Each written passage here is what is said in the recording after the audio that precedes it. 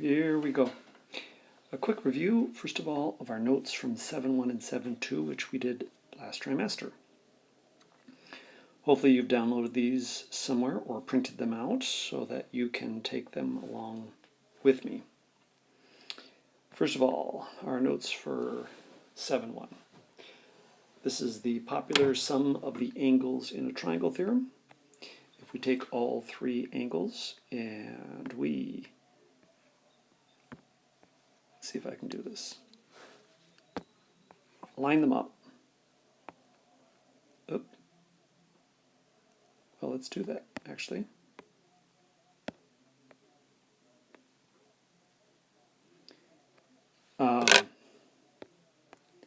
Let's see if I can do this. Turn it around. There we go. And turn this one around. You can see that they all line up to form a nice straight angle. All right, that wasn't as slick as I had wanted it to be. But you can see, hopefully that was a convincing proof that the three angles in a triangle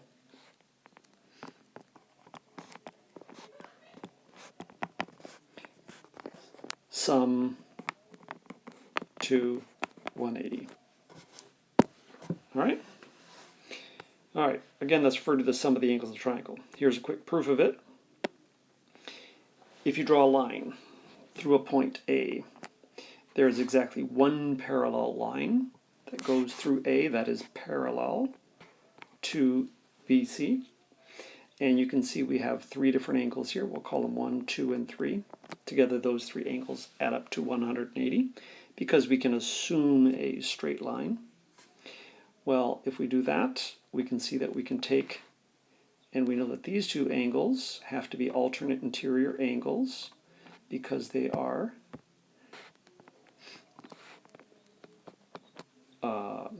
using a parallel line and a transversal. And then likewise on the other side, you can see that we have two similar angles, alternate interior, that are congruent. Therefore, those three angles in a triangle must add up to 180. They are forced to. First of all, a definition. What is an exterior angle of a triangle? So an exterior angle of a triangle is that you pick a vertex, doesn't matter which one you pick, and you extend one of the two lines. So you can extend this line, or you can extend this line.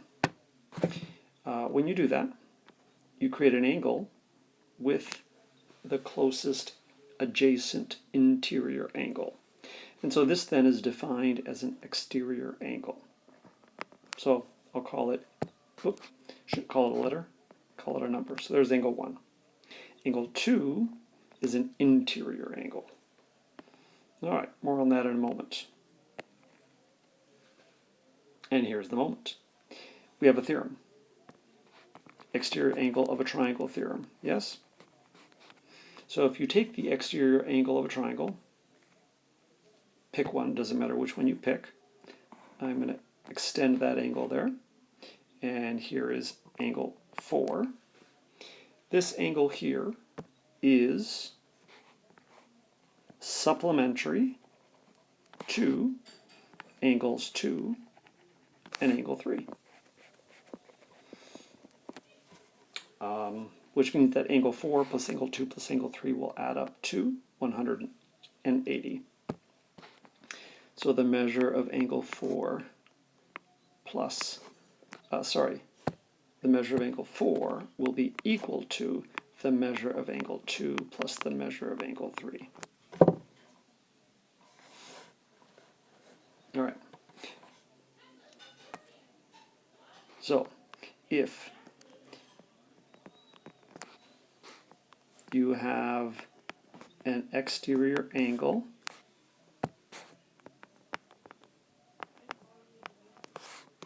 then it is congruent to the other two remote angles.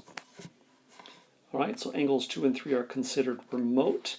Angle 1 is considered adjacent. I forgot I need to be close to my mic here. All right. Next theorem, midline of a triangle theorem. So if you have a line drawn in a triangle, and that line is joining two midpoints, so A and B are midpoints. Yep. Then that line, AB, has to be, number one, parallel. So let's take another color here, green. So it has to be parallel to the other side. And furthermore, AB will be half of CD. So if I take AB times 2, I get CD. All right? A lot of problems that are going to be involving that. So if you have a midline,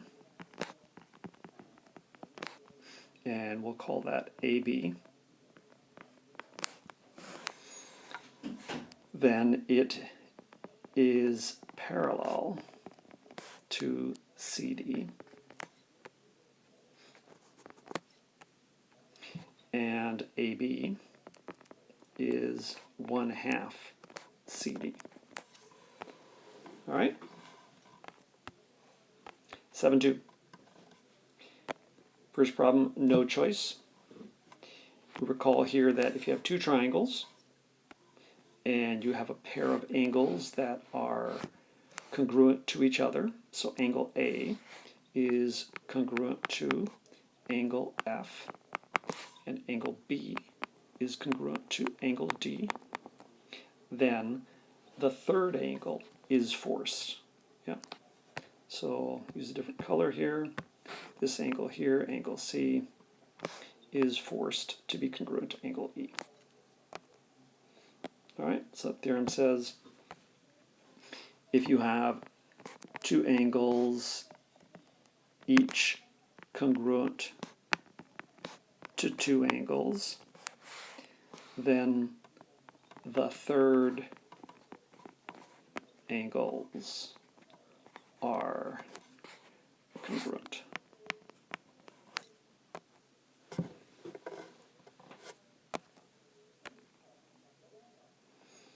And finally, the angle-angle side theorem, which kind of springs from the same idea that if you have two angles congruent to two angles, and you have the third side, which is not included, so in this case it would be side, for example, BC congruent to side ED, yeah, then those two triangles have to be congruent.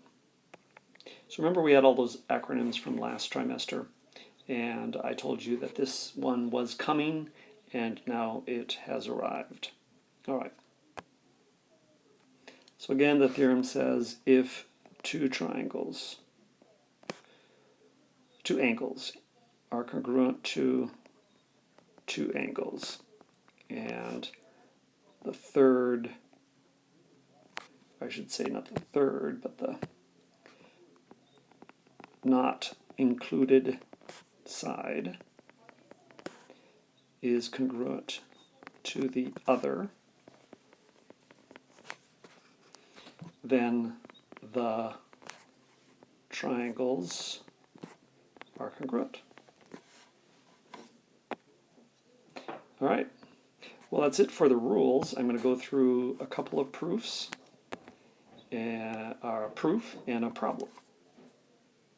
All right, starting off with here, we have two triangles, and we see that JM is perpendicular to GM, and JK, or GK, is perpendicular to KJ. We have to prove that those two angles are congruent. Oh, somebody's playing around upstairs.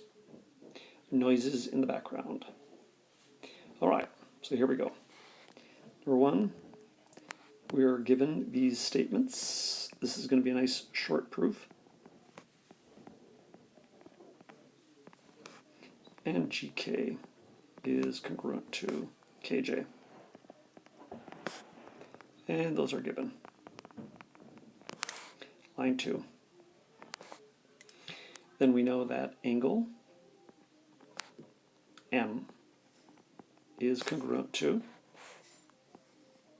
angle K. And hopefully you remember that that is the right angle theorem, aka RAT. Finally, we have two vertical angles there. Let's label them, angle 1 and 2. So angle 1 is congruent to angle 2. And there is because of the vertical angle theorem.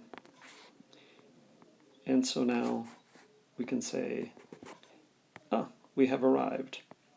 The third set of angles have to be congruent. Angle G has to be congruent to angle J. And that's what they call the no choice. Sometimes they call it third angle theorem too. All right. Nice little short proof. Finally, here's a problem. Find x. So we have two angles given to us. One's 60, the other one's x plus 5. And we need to find the measure of angle 1. So we're after this guy here. All right, using our rule about the exterior angle, we know that the exterior angle, 3x minus 5, that has to be equal to the two remote interior angles. All right, we're doing a little algebra now to solve this baby.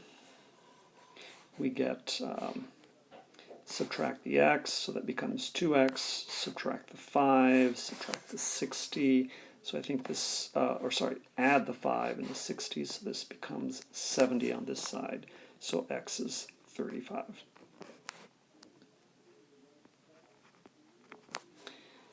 All right, now we need to find then the other angle. I think the easiest way to find a measure of angle x is to say, well, if x is 35, then this angle here would be 40 degrees.